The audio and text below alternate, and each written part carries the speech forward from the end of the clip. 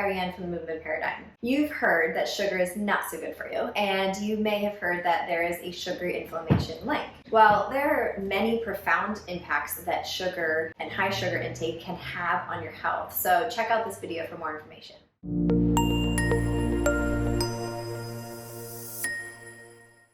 The American Heart Association recommends that women have under 25 grams of added sugar a day and men have under 36 grams a day. Guess how many people exceed that? 82%. So if we think about one 12-ounce can of soda, it is equivalent to 39 grams of sugar. Additionally, as many of you have heard, sugar can be very addicting. So it actually stimulates the reward center in the brain, so it can be as addictive as even cocaine. So the more that we're consuming sugar, the more that we crave sugar, and it can become a very vicious cycle. Now let's talk about 7 different ways that sugar can influence your health. Number 1 is it influences your gut health tremendously. So 1, it can decrease the diversity in the microbiome specifically. It can increase certain bacteria and decrease certain bacteria, creating a dysbiosis in the gut. It can also influence the increased risk of intestinal hyperpermeability. It's also referred to as leaky gut, when we have these tight junctions in our epithelial lining of our gut, and that is supposed to be a protective barrier. And when that protection isn't quite there anymore, then we begin to have pathogens and bacteria, undigested food that's entering the bloodstream, and our immune system says, whoa, that's danger. So then it begins to attack because something's in the bloodstream that's not supposed to be there. So therefore can create this low-grade inflammation. Number 2 is how sugar affects our brain. So there has been a link of a 58% greater risk of depression associated with higher sugar and processed food intake.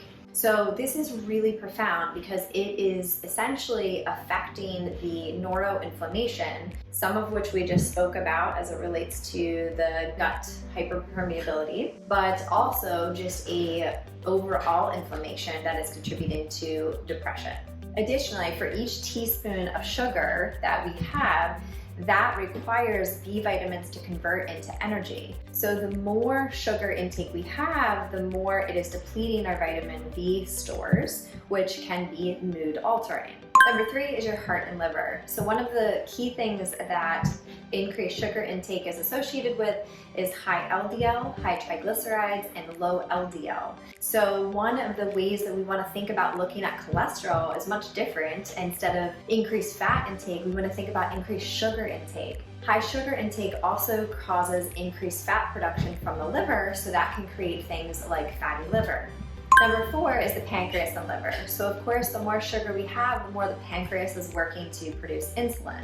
Additionally, when we have things like diabetes, which is dysregulated blood sugar control over time, then that is one of the leading causes of kidney failure. Number 5 is skin.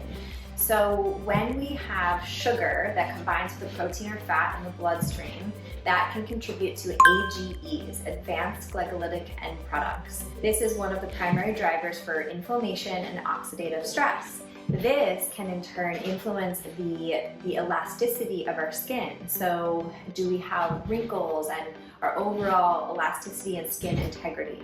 Number 6 is its influence on our sexual arousal. So for women as well as men, as it relates to erectile dysfunction, is one of the biggest drivers is dysregulated blood sugar and diabetes. So something that we wouldn't necessarily think about, but it is very important to look at this. And lastly, our joints. So this can be associated with rheumatoid arthritis, which is of course an inflammatory autoimmune condition, and also just general inflammation, which can be associated with osteoarthritis. So it is very important to look at sugar intake and how our joints are feeling. So there you have it, 7 different ways that sugar is influencing your health. Let's not forget its impact on our body weight and of course obesity.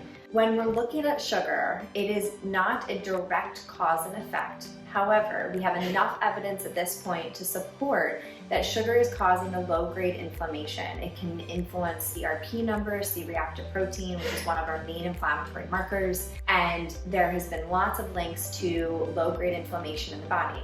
90% of all chronic disease is linked to excessive or persistent inflammation.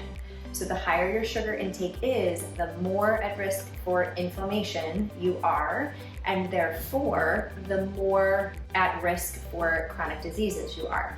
So hopefully you can take this information, apply it to your own life, begin to look at added sugars in your diet, where they are in salad dressings and sauces and creamers and things that might be hidden, not so obvious like the chocolate cake or cookie, and begin to slowly make changes and get yourself into a healthy range under 26 grams for women, under 36 grams for men, and really begin to make a profound difference in your health. As always, thank you so much for joining, and please make sure to like this video if it was helpful. Of course, give it a comment if you have any questions or just wanted to add anything.